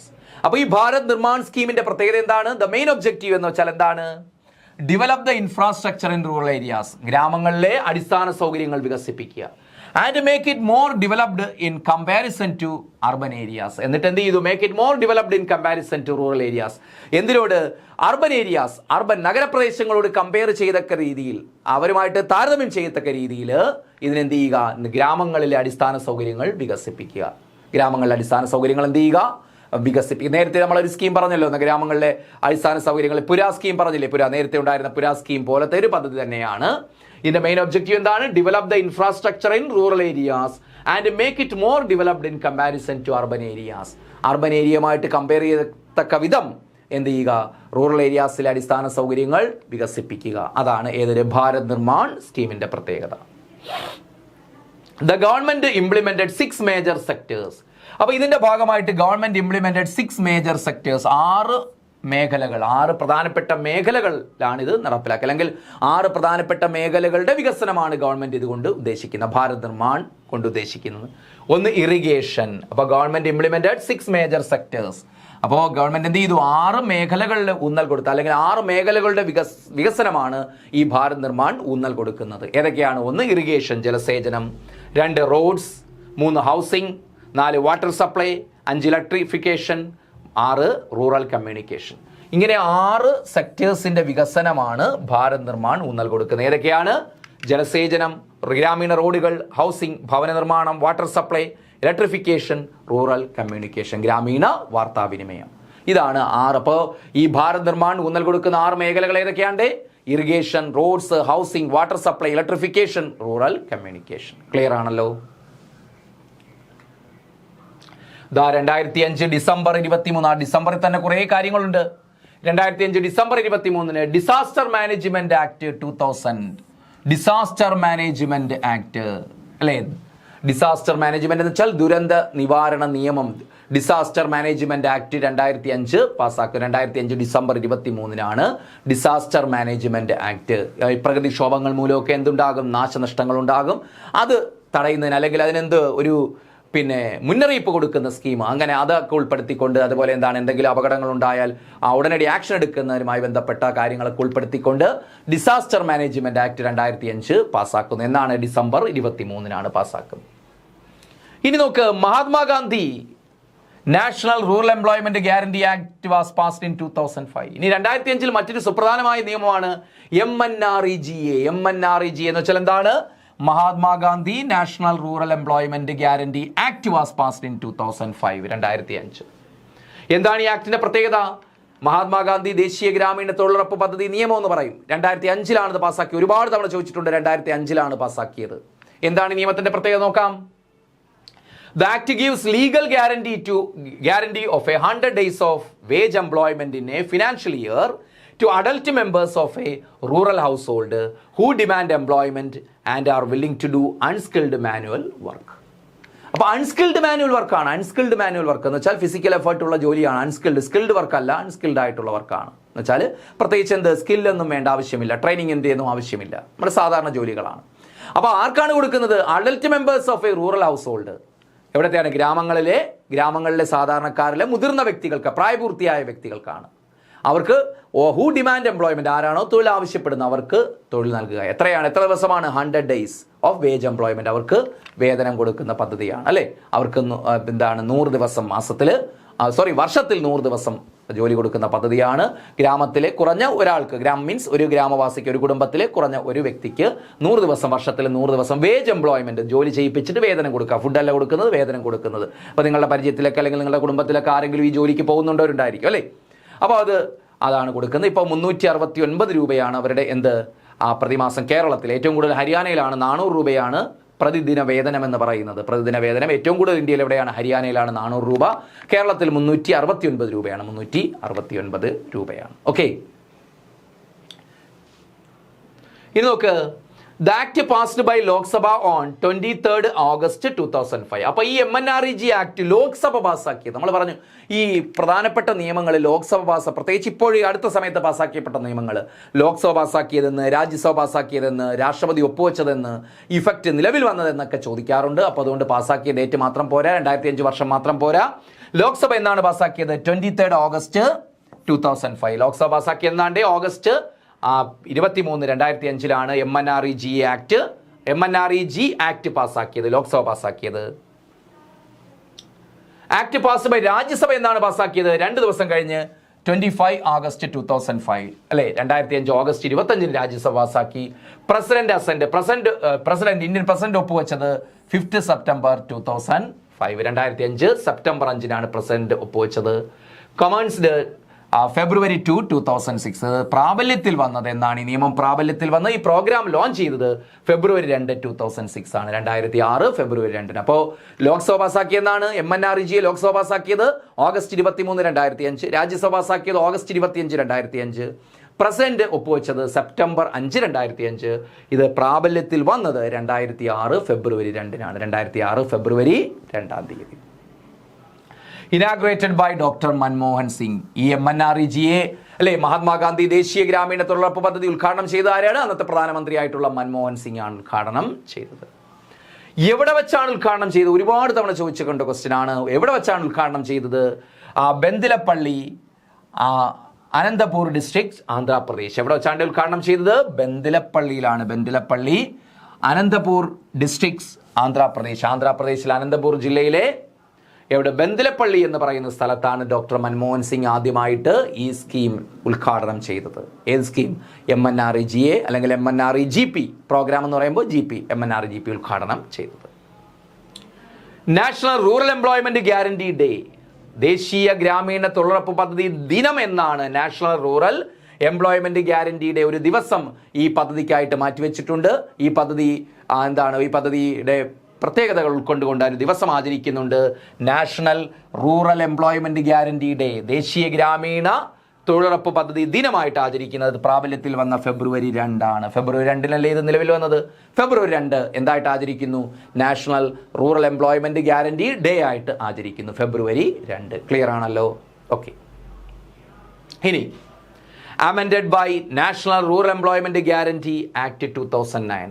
അപ്പോൾ ഈ MNREG യഥാർത്ഥത്തിൽ 2005 നമ്മൾ MNREG act എന്ന് പൊതുവെ അറിയപ്പെടുന്നെങ്കിലും ഈ M 2005 വന്നിട്ടില്ലായിരുന്നു. M എന്ന് വെച്ചാൽ മഹാത്മാഗാന്ധി. അന്ന് എന്താണ്? ദേശീയ ഗ്രാമീണ തൊഴിലുറപ്പ് പദ്ധതി നിയമം എന്നേ ഉള്ളായിരുന്നു. NREG എന്നേ ഉള്ളായിരുന്നു. MNREG വന്ന 2009 അമെൻമെന്റിലൂടെയാണ്, ഭേദഗതിയിലൂടെയാണ്. അപ്പോൾ ഈ 2005 ദേശീയ ഗ്രാമീണ തൊഴിലുറപ്പ് പദ്ധതി നിയമം amended by national rural employment guarantee act, national. അപ്പോൾ തുടക്കത്തിൽ 2005 ഇത് പാസ്സാക്കിയല്ലോ. ഇത് പാസ്സാക്കിയ സമയത്ത് NREG അല്ലെ, national rural employment guarantee act എന്നേ ഉള്ളൂ. M ഇല്ല അതിൻ്റെ കൂടെ. നമ്മൾ പൊതുവെ M ചേർത്ത് പറയുന്നെങ്കിൽ പോലും അത് പാസ്സാക്കുന്ന സമയത്ത് national rural employment guarantee act എന്നേ ഉള്ളൂ. ദേശീയ ഗ്രാമീണ തൊഴിലുറപ്പ് പദ്ധതി നിയമം എന്നേ ഉള്ളൂ. അത് പിന്നീട് എന്ത് ചെയ്തു? അമെൻഡ് ചെയ്തു. എന്നാണ് അമെൻഡ് ചെയ്തത്? 2009 അമെൻഡ് ചെയ്തു. അമെൻഡ് ചെയ്താണ് എന്താക്കി മാറ്റിയത്? മഹാത്മാഗാന്ധി കൂടി ചേർത്തത്. അപ്പോൾ MNREG ആയി മാറി, MNREG ആയിട്ട് മാറി. ഓക്കെ, അതാണ് അതിൻ്റെ പ്രത്യേകത. മനസ്സിലാവുമല്ലോ? ഇനി the commission for protection of child rights protection act 2005. ഇനി നോക്ക്, the commission for protection of child rights protection act. ഇപ്പോൾ child rights protection act, commissions for protection of child rights protection act. ഈ child rights, ഈ കുട്ടികളുടെ അവകാശങ്ങൾ സംരക്ഷിക്കുന്നതിനായിട്ട് ഒരു നിയമമുണ്ട്. കുട്ടികളുടെ അവകാശങ്ങൾ സംരക്ഷിക്കുന്നതിനായിട്ടുള്ള നിയമം. അപ്പോൾ ആ നിയമം അതുപോലെ എന്താണ്, അതിന് കമ്മീഷനുണ്ട്. അത് പരീക്ഷിക്കാൻ കുട്ടികൾക്കായിട്ടുള്ള കമ്മീഷനുണ്ട്. അതെന്താണ്? 2005. അപ്പോൾ the commissions for protection of child rights protection act അല്ലേ, കുട്ടികളെ സംരക്ഷിക്കുന്ന നിയമമാണ് ചൈൽഡ് റൈറ്റ്സ് പ്രൊട്ടക്ഷൻ ആക്ട്. അത് എന്നാണ് പാസ്സാക്കിയത്? അതും 2005 അത് പാസ്സാക്കിയത്. ഓക്കെ, അടുത്ത നോക്കി 2006 വരാം. 2006 commissions for protection of child rights അമെൻമെന്റ് ആക്ട്. നോക്ക്, 2005 വന്ന commissions for protection of child rights protection act. നിയമത്തിന്റെ പേര് വലിയൊരു നിയമമാണ്, വലിയ പേരാണ്. അപ്പോൾ ഈ നിയമം 2006 എന്ത് ചെയ്തു? അമെൻഡ് ചെയ്തു. Commission for protection of child rights അമെൻമെന്റ് ആക്ട് 2006. 2006 വന്നത് എന്ത് ചെയ്തു? 2005 വന്ന നിയമം 2006 എന്ത് ചെയ്തു? അമെൻഡ് ചെയ്തു, ഭേദഗതി ചെയ്തു. അപ്പോൾ ഈ ഏത് നിയമമാണ് ചോദിക്കുക നമുക്ക് പറയാൻ പറ്റില്ല. അമെൻമെന്റ് ആക്ട് ആണോ അല്ലെങ്കിൽ എന്താണ് ഒറിജിനൽ ആക്ട് ആണോ ചോദിക്കുക നമുക്ക് പറയാൻ പറ്റില്ല. അതുകൊണ്ട് രണ്ടും പഠിച്ചേ പറ്റൂ. ഓർത്തിരിക്കുക എളുപ്പമാണ്. Commissions for protection of child rights protection act 2005 10ാം പഞ്ചവത്സര പദ്ധതിക്കാലത്ത്. അതേ പദ്ധതിക്കാലത്ത് തൊട്ടടുത്ത വർഷം 2006 ആയപ്പോഴേക്കും ഈ നിയമം എന്ത് ചെയ്തു? അമെൻഡ് ചെയ്തു. അങ്ങനെ അമെൻമെന്റ് ആക്ട് എന്നറിയപ്പെടുന്നു. 2006 അമെൻഡ് ചെയ്തത്. 2006 September 27 national disaster management authority constituted. 2006 September 27 നമ്മൾ പറഞ്ഞു. 2005 നാഷണൽ ഡിസാസ്റ്റർ മാനേജ്മെന്റ് ആക്ട് പറഞ്ഞില്ലേ? നാഷണൽ ഡിസാസ്റ്റർ മാനേജ്മെന്റ് ആക്ട് പറഞ്ഞു. അത് അടുത്ത വർഷം 2006 September 27 national disaster management authority ദേശീയ ദുരന്ത നിവാരണ അതോറിറ്റി എന്ന് പറയും. ദേശീയ ദുരന്ത നിവാരണ അതോറിറ്റി നിലവിൽ വന്നു 2006 സെപ്റ്റംബർ 27. 2006 സെപ്റ്റംബർ 27 നിലവിൽ വന്നത്. ഓക്കെ, ഇനി പ്രധാനമന്ത്രി സ്വാസ്ഥ്യ സുരക്ഷാ യോജന ലോഞ്ച്. 2006 മറ്റൊരു ഇൻസിഡന്റ് എന്താണ്? പ്രധാനമന്ത്രി സ്വാസ്ഥ്യ സുരക്ഷാ യോജന ലോഞ്ച്ഡ്. പ്രധാനമന്ത്രി സ്വാസ്ഥ്യ സുരക്ഷാ Yojana launched. The scheme was first started in 2003. ഈ യഥാർത്ഥത്തിൽ ഈ സ്കീം എന്നാണ് ആരംഭിച്ചത്? ഫസ്റ്റ് സ്റ്റാർട്ട് ചെയ്തത് 2003 ആരംഭിച്ചത്. The scheme was approved in 2006. എന്താണ് 2006ന്റെ പ്രത്യേകത? 2006 ഈ സ്കീമിന് അപ്രൂവൽ ലഭിക്കുന്നത്. അപ്പോൾ 2003 സ്കീം ആദ്യമായിട്ട് സ്റ്റാർട്ട് ചെയ്തെങ്കിലും അംഗീകാരം ലഭിക്കുന്നത് എന്നാണ്? 2006. എന്താണ് സ്കീമിന്റെ പ്രത്യേകത? പ്രധാനമന്ത്രി സ്വാസ്ഥ്യ സുരക്ഷാ യോജന. എന്താണ് എന്റെ objective? Launched with objective of correcting regional imbalance in the availability of affordable, reliable tertiary health care services and also to augment facilities for quality medical education in the country. അപ്പോൾ പ്രധാനമന്ത്രി സ്വാസ്ഥ്യ സുരക്ഷാ യോജന 2003 സ്റ്റാർട്ട് ചെയ്തു എങ്കിലും ഇത് അംഗീകാരം ലഭിക്കുന്ന 2006 ഓർത്തിരിക്കുമല്ലോ. ആരംഭിച്ച 2003 അംഗീകാരം ലഭിക്കുന്ന 2006. എന്താണ് ഈ പദ്ധതിയുടെ പ്രത്യേകത? Launched with the objectives of correcting regional imbalance in the availability of affordable or reliable tertiary health care service. അതായത് ടേർഷറി ഹെൽത്ത് കെയർ സർവീസ്. എന്താണ് ടേർഷറി ഹെൽത്ത് കെയർ സർവീസ് എന്ന് വെച്ചാൽ? ഏറ്റവും ഉന്നതമായിട്ടുള്ള ആരോഗ്യ ചികിത്സ എന്ന് വെച്ചാൽ ഏറ്റവും ടോപ്പ് ഫെസിലിറ്റി ചികിത്സയുടെ ഏറ്റവും എന്ന് വെച്ചാൽ ഈ മെഡിക്കൽ കോളേജുകൾ, എയിംസ് കേട്ടില്ലേ, അങ്ങനെയുള്ള ഉയർന്ന ചികിത്സാ രീതികളിൽ ഏറ്റവും ഉയർന്ന വിദഗ്ധമായ ചികിത്സാ രീതി, വിദഗ്ധ ചികിത്സ, അത് അഫോർഡബിൾ ആയിട്ട് കുറഞ്ഞ ചിലവിൽ റിലയബിൾ വിശ്വസനീയമായിട്ട് ഈ ടേർഷറി ഹെൽത്ത് കെയർ ത്രിതല ആരോഗ്യ സംവിധാനമാണ്. അല്ലെങ്കിൽ മൂന്നാം തലത്തിലുള്ള ത്രിതല എന്ന് വെച്ചാൽ ഏറ്റവും ഉയർന്ന വിദഗ്ധ ചികിത്സ ലഭ്യമാക്കണം. അത് ആ ചികിത്സ എന്താണ്? എല്ലാ പ്രദേശത്തും ലഭ്യമല്ല, ഇന്ത്യയിൽ ലഭ്യമായിരുന്നില്ല. ചില പ്രദേശങ്ങളിലുണ്ട്, ചില പ്രദേശങ്ങളിലില്ല. അപ്പോൾ ആ ഒരു ചികിത്സയുടെ കാര്യത്തിൽ ടേർഷറി ഹെൽത്ത് കെയർ സർവീസിന്റെ കാര്യത്തിൽ ഒരു ഇംബാലൻസ് ഉണ്ട്, അല്ലേ? ഒരു അസന്തുലിതാവസ്ഥയുണ്ട്. അതിന് റീജിയണൽ ഇംബാലൻസ് എന്ന് പറയാം. പ്രാദേശിക അസമത്വമുണ്ട്. കാരണം എയിംസ് എത്രയോ നാളുകൊണ്ട് നമ്മൾ ആവശ്യപ്പെടുന്ന കേരളത്തിൽ എയിംസ് ഉണ്ടോ? ഇല്ല. അപ്പോൾ അങ്ങനെയുള്ള ഇംബാലൻസുകളുണ്ട്. അപ്പോൾ മറ്റ് സ്ഥലങ്ങളിൽ ഇപ്പോൾ കേരളത്തിലൊക്കെ എന്താണ് മെഡിക്കൽ കോളേജുകൾ കൂടുതലായിട്ടുണ്ട്. പക്ഷേ പല സ്റ്റേറ്റുകളിലും എന്താണ് മെഡിക്കൽ കോളേജുകൾ പോലും വിദഗ്ധ ചികിത്സ കിട്ടുന്ന മെഡിക്കൽ കോളേജുകൾ ഉണ്ടെങ്കിൽ പോലും പേരിന് മാത്രമാണ് പ്രവർത്തിക്കുന്നത്. അപ്പോൾ അതെന്താണ്? റീജിയണൽ ഇംബാലൻസുകൾ ഉണ്ടാക്കും ആരോഗ്യരംഗത്ത്. മാത്രമല്ല അഫോർഡബിൾ ആയിട്ട് കുറഞ്ഞ നിരക്കിൽ അവർക്ക് ചികിത്സ കിട്ടുന്നില്ല.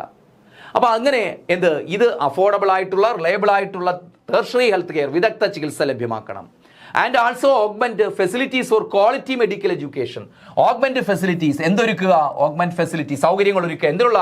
ക്വാളിറ്റി മെഡിക്കൽ എഡ്യൂക്കേഷൻ എന്ന് വെച്ചാൽ ക്വാളിറ്റി വിദഗ്ധ മെഡിക്കൽ വിദ്യാഭ്യാസത്തിന് മികച്ച നിലവാരമുള്ള മെഡിക്കൽ വിദ്യാഭ്യാസം, ആരോഗ്യ വിദ്യാഭ്യാസം ഉണ്ടാകണം ആ സ്റ്റേറ്റുകളിലെ കുട്ടികൾക്ക്, അല്ലേ? അപ്പോൾ അവിടെ എന്താണ്? അപ്പോൾ ഇതിനൊക്കെ വേണ്ടി കൊണ്ടുവന്നൊരു പദ്ധതിയാണ് പ്രധാനമന്ത്രി സ്വാസ്ഥ്യ സുരക്ഷാ യോജന. അപ്പോൾ എന്താണ്? നമ്മുടെ ആരോഗ്യരംഗത്തെ ഉന്നത മേഖലയുമായിട്ട് അല്ലെങ്കിൽ ടേർഷറി സെക്ടറുമായിട്ട് വിദഗ്ധ ചികിത്സയുമായിട്ട് ഈ മെഡിക്കൽ കോളേജുകൾ, എയിംസ്, നിംഹാൻസ് ഒക്കെ ഇല്ലേ, ഇതിങ്ങനെയുള്ള ചികിത്സാ രീതികളുമായി ബന്ധപ്പെട്ട ആ ഒരു സ്കീമാണ് എന്ന് പറയുന്ന പ്രധാനമന്ത്രി സ്വാസ്ഥ്യ സുരക്ഷാ യോജന. ഇതനുസരിച്ച് എന്ത് ചെയ്യുന്നു, ഇവർ എല്ലാ പ്രദേശങ്ങളും പരിശോധിച്ചിട്ട് എവിടെയൊക്കെയാണ് മികച്ച ഹോസ്പിറ്റലുകൾ ഇല്ലാത്തത്, മികച്ച മെഡിക്കൽ ഫെസിലിറ്റീസ് ഇല്ലാത്തത്, അത് മെഡിക്കൽ എഡ്യൂക്കേഷന് സാധ്യതകളില്ലാത്തത്, അപ്പോൾ അവിടേക്ക് എന്ത് ചെയ്യുന്നു, ഈ സാമ്പത്തിക സഹായം നൽകുകയും ഇങ്ങനെയുള്ള ഹോസ്പിറ്റലുകൾ ആരംഭിക്കുകയും ചെയ്യുന്നു. അതിൻ്റെ ഐഡിയ പിടികിട്ടിയല്ലോ, കോൺസെപ്റ്റ് മനസ്സിലായല്ലോ. ഇത് 2003 സ്റ്റാർട്ട് ചെയ്തു എങ്കിലും അപ്രൂവൽ ലഭിക്കുന്നത് 2006. ഇനി നോക്ക്, the prohibition of child marriage act 2006, 2006 മറ്റൊരു നിയമമാണ് ഏത്, prohibition of child marriage act. Child marriage act അല്ലേ, ചൈൽഡ് മാരേജ് ആക്ട് എന്ത് ചെയ്തു, പിന്നെ ശൈശവ വിവാഹം നിരോധിക്കുന്ന നിയമമാണ് child marriage act 2006. Prohibition of child marriage act, ശൈശവ വിവാഹ നിരോധന നിയമം 2006 പാസ്സാക്കപ്പെടുന്നു. അടുത്ത 2006 മറ്റൊരു നിയമം അഡ്മിനിസ്ട്രേറ്റീവ് ട്രൈബ്യൂണൽസ് അമെൻമെന്റ് ആക്ട്. അഡ്മിനിസ്ട്രേറ്റീവ് ട്രൈബ്യൂണൽസ് അമെൻമെന്റ് ആക്ട്, അഡ്മിനിസ്ട്രേറ്റീവ് ട്രൈബ്യൂണൽ അമെൻമെന്റ് ആക്ട്. ഈ ഉദ്യോഗസ്ഥന്മാര്, പൊളിറ്റീഷ്യന്മാര്, ഇവരുമായി ബന്ധപ്പെട്ടിട്ടുള്ള തർക്കങ്ങൾ, അതുപോലെ കൈക്കൂലി കേസുകൾ, ഇതൊക്കെ പരിഹരിക്കുന്നതിനുള്ള ഒരു ട്രൈബ്യൂണലാണ്, കോടതിയാണ് ഇത് അഡ്മിനിസ്ട്രേറ്റീവ് ട്രൈബ്യൂണൽ. അപ്പോൾ അതുമായി ബന്ധപ്പെട്ട നിയമമാണ് അഡ്മിനിസ്ട്രേറ്റീവ് ട്രൈബ്യൂണൽസ് അമെൻമെന്റ് ആക്ട് 2006. 2006 അഡ്മിനിസ്ട്രേറ്റീവ് ട്രൈബ്യൂണൽസ് അമെൻമെന്റ് ആക്ട് വരുന്നു. 2000 ഇത് നേരത്തെ നിയമം നേരത്തെ ഉണ്ട്, അത് അമെൻഡ് ചെയ്താണ് 2006 അമെൻഡ് ചെയ്ത്. 85 മറ്റോ ആണ് ആ നിയമം ആദ്യമായിട്ട് വരുന്നത്. അത് പിന്നെ എന്ത് ചെയ്തു, അഡ്മിനിസ്ട്രേറ്റീവ് ട്രൈബ്യൂണൽ ആക്ട് അമെൻഡ് ചെയ്തു, 2006 അമെൻഡ് ചെയ്തു. ഇതാ original act, administrative tribunals act. Original act വന്നത് എന്നാണ് 85 കേട്ടോ, 85 അഡ്മിനിസ്ട്രേറ്റീവ് ട്രൈബ്യൂണൽ ആക്ട് വന്നത്. ഈ നമ്മുടെ 10ാം പഞ്ചവത്സര പദ്ധതിക്കാലത്ത് 2006 അതെന്ത് ചെയ്തു, അമെൻഡ് ചെയ്താണ്. ഓർക്കുക, വ്യത്യാസം മനസ്സിലാക്കുക. ഒറിജിനൽ അഡ്മിനിസ്ട്രേറ്റീവ് ട്രൈബ്യൂണൽ ആക്ട് 1985 ഇതേതാണ്, അമെൻമെന്റ് ആക്ട് ആണ് കേട്ടോ. ആ വ്യത്യാസം മനസ്സിലാക്കണേ, അമെൻമെന്റ് ആക്ട് ആണ്. ചിലതിൻ്റെ കൂടെ അമെൻമെന്റ് എന്ന് കൊടുത്തിട്ട് അപ്പോൾ വർഷം മാറും. അപ്പോൾ നമ്മൾ ഇതെന്ത് ചെയ്യും, നമ്മൾ പഠിച്ചുകൊണ്ട് പോകണത് എന്തായിരിക്കും, അഡ്മിനിസ്ട്രേറ്റീവ് ട്രൈബ്യൂണൽ ആക്ട് 85 എന്ന് പഠിച്ചുകൊണ്ട് പോകും. ചോദിക്കുന്ന ഏതായിരിക്കും, അഡ്മിനിസ്ട്രേറ്റീവ് ട്രൈബ്യൂണൽസ് അമെൻമെന്റ് ആക്ട് എന്ന് ചോദിക്കും. ഭേദഗതി നിയമം എന്ന് ചോദിക്കും, അഡ്മിനിസ്ട്രേറ്റീവ് ട്രൈബ്യൂണൽ ഭേദഗതി നിയമം. അപ്പോൾ ഭേദഗതി എന്ന് പറയുമ്പോൾ 85 കറുപ്പിച്ചളയരുത് എന്നാണ്, 2006 10ാം പഞ്ചവത്സര പദ്ധതിക്കാലത്താണ് ഭേദഗതി ചെയ്ത്. എന്നാൽ അഡ്മിനിസ്ട്രേറ്റീവ് ട്രൈബ്യൂണൽ ആക്ട് എന്നാണ് 85. ഓക്കെ, അടുത്ത 2006 മറ്റൊരു സുപ്രധാനമായ നിയമമാണ് വൈൽഡ് ലൈഫ് പ്രൊട്ടക്ഷൻ അമെൻമെന്റ് ആക്ട്. വൈൽഡ് ലൈഫ് പ്രൊട്ടക്ഷൻ, വന്യജീവി സംരക്ഷണ ഭേദഗതി നിയമം. നോക്ക്, അവിടെയും അമെൻമെന്റ് ആക്ട് ആണ്, ഈ നിയമം നേരത്തെ വന്നതാണ്. വൈൽഡ് ലൈഫ് പ്രൊട്ടക്ഷൻ അമെൻമെന്റ് ആക്ട് 2006, വൈൽഡ് ലൈഫ് പ്രൊട്ടക്ഷൻ അമെൻമെന്റ് ആക്ട് എന്താണ്, ദ അമെൻമെന്റ് dealt with the issue of human wildlife conflict and provide for the creation of national tiger conservation authority to manage and protect tiger reserves. അപ്പോൾ എന്താണ്, കടുവാ സങ്കേതങ്ങളുണ്ട് അല്ലേ, tiger reserve, Periyar അല്ലേ, വന്യജീവി സങ്കേതമൊക്കെ എന്താണ്, ടൈഗർ റിസർവിന്റെ ഭാഗങ്ങളാണ്.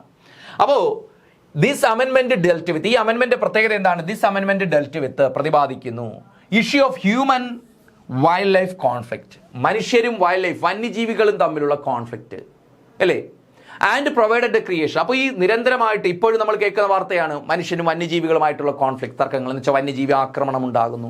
അതുപോലെ കാട് കയറി എന്ത് ചെയ്യുന്നു, മനുഷ്യൻ വന്യജീവികളെ എന്ത് ചെയ്തു, പിന്നെ ഇല്ലാതാക്കുന്നു. അവരുടെ പല പിന്നെന്താണ് വന്യജീവികൾക്കും വംശനാശം തന്നെ സംഭവിക്കുന്നു. അപ്പോൾ അങ്ങനെയുള്ള പ്രശ്നങ്ങളുണ്ട്. അപ്പോൾ ഇതുകൊണ്ട് എന്ത് ചെയ്യണം, വന്യജീവികളെ സംരക്ഷിക്കണം, മനുഷ്യൻ്റെ ഇടപെടലിൽ നിന്ന് വന്യജീവികളെ സംരക്ഷിക്കണം. അപ്പോൾ അതാണ് ഹ്യൂമൻ വൈൽഡ് ലൈഫ് കോൺഫ്ലിക്റ്റ് എന്ന ഇഷ്യൂ. അതുപോലെ എന്താണ്, ആ ഇഷ്യൂ പ്രതിപാദിക്കാൻ വേണ്ടി അല്ലെങ്കിൽ ആ ഇഷ്യൂ കൈകാര്യം ചെയ്യാൻ വേണ്ടി എന്ത് ചെയ്തു, പ്രൊവൈഡഡ്, അവരെന്താണ് പ്രൊവൈഡ് ചെയ്തത്, creation of A national tiger conservation authority, ദേശീയ കടുവ സംരക്ഷണ അതോറിറ്റി, ദേശീയ കടുവ സംരക്ഷണ അതോറിറ്റി ഫോം ചെയ്തു ഈ നിയമം അമെൻമെന്റ് ആക്ട് അനുസരിച്ച്. അപ്പോൾ ഈ അമെൻമെന്റ് ആക്ടിന്റെ പ്രൊവിഷൻ എന്താണ്, വൈൽഡ് ലൈഫ് പ്രൊട്ടക്ഷൻ അമെൻമെന്റ് ആക്ട് അനുസരിച്ച് national tiger conservation authority, national tiger conservation authority form ചെയ്തു. എന്തിനാണ്, to manage and protect tiger reserves, to manage and protect tiger reserves, കടുവാ സങ്കേതങ്ങളെ മാനേജ് ചെയ്യാനും പ്രൊട്ടക്ട് ചെയ്യാനുമായിട്ട് നാഷണൽ ടൈഗർ കൺസർവേഷൻ അതോറിറ്റി, ദേശീയ കടുവ സംരക്ഷണ അതോറിറ്റി നിലവിൽ വന്നു. ഏത് അമെൻമെന്റ് അനുസരിച്ച്, ഏത് നിയമം അനുസരിച്ച്, വൈൽഡ് ലൈഫ് പ്രൊട്ടക്ഷൻ അമെൻമെന്റ് ആക്ട് 2006 അനുസരിച്ച്. ഇത് വരാൻ കാരണം എന്താണ്, ഹ്യൂമൻ വൈൽഡ് ലൈഫ് കോൺഫ്ലിക്റ്റ് കാരണം. മനുഷ്യൻ എന്ത് ചെയ്തു, വന്യജീവികളുടെ ആവാസ സ്ഥലത്തേക്ക് കടന്നു കയറുകയും അങ്ങനെ പ്രശ്നങ്ങൾ ഉണ്ടാവുകയും ചെയ്യുന്നു. അതുകൊണ്ട് ഓക്കെ, അപ്പോൾ ഇത്രയുമാണ് നമ്മുടെ 10ാം പഞ്ചവത്സര പദ്ധതി എന്ന് പറയുന്നത്. ഓക്കെ, ക്ലാസ് മനസ്സിലായി കാണുമെന്ന് കരുതുന്നു. അപ്പോൾ ഇത് ഓർക്കുക, 9ാം പഞ്ചവത്സര പദ്ധതി കുറച്ച് കമ്പാരിറ്റീവ്ലി നമുക്ക് എളുപ്പമായിരുന്നു, പക്ഷേ ഇവിടെ കുറേ നിയമങ്ങളുണ്ട്. അതുകൊണ്ട് എന്ത് ചെയ്തു, സാവധാനം സമാധാനത്തിൽ നിങ്ങൾ ക്ലാസ് കേൾക്കുക. അതുപോലെ എന്താണ്, അത് എഴുതിയെടുത്ത് കുറിപ്പ് തയ്യാറാക്കി ചാർട്ട് തയ്യാറാക്കി തന്നെ പഠിക്കുക. ഓരോ നിയമങ്ങളും കൃത്യമായിട്ട് പതുക്കെ, എല്ലാം കൂടി ഒരുമിച്ച് പഠിക്കാൻ നമ്മളെ തലയിൽ നിൽക്കത്തില്ല. പതുക്കെ സ്റ്റെപ്പ് ബൈ സ്റ്റെപ്പായിട്ട് നിങ്ങൾ പഠിച്ചെടുക്കുക. എന്തായാലും നമുക്ക് പരീക്ഷ എഴുതി ജോലി മേടിച്ചല്ലേ പറ്റൂ. അപ്പോൾ അതുകൊണ്ട് കൃത്യമായിട്ട് എന്ത് ചെയ്യുക, പ്രോപ്പറായിട്ട് തന്നെ പഠിക്കുക. ഓക്കെ, ചാർട്ട് എഴുതി തയ്യാറാക്കി പഠിക്കുക ഓരോ വർഷം. കാരണം ഈ വർഷങ്ങളാണ് നമുക്ക് കൺഫ്യൂസിങ് ആവുന്നത് അല്ലേ. ഞാൻ പറഞ്ഞൊരു ആക്ട് ഉണ്ട്, അതിൻ്റെ അമെൻമെൻറ്റ് ആക്ട് ഉണ്ട്. അപ്പോൾ അതൊക്കെ വേർതിരിച്ച് തന്നെ പഠിച്ചു വയ്ക്കുക. ഓക്കെ, അപ്പോൾ നമുക്ക് നെക്സ്റ്റ് ക്ലാസ്സിൽ കാണാം. അപ്പോൾ ഇനി ഇതിൻ്റെ ക്വസ്റ്റ്യൻ ഡിസ്കഷൻ ഉണ്ട്. ഓക്കെ, അപ്പോൾ നമുക്ക് ക്വസ്റ്റ്യൻ ഡിസ്കഷനൂടെ കഴിയുമ്പോൾ ഇത് നമ്മുടെ 10th 5 year പ്ലാൻ ക്ലോസ് ആകും. പിന്നെ നമുക്ക് 11th 12th കൂടെ ആകുമ്പോൾ നമ്മുടെ 5 year പ്ലാൻ ക്ലോസ് ആവും. ഓക്കെ.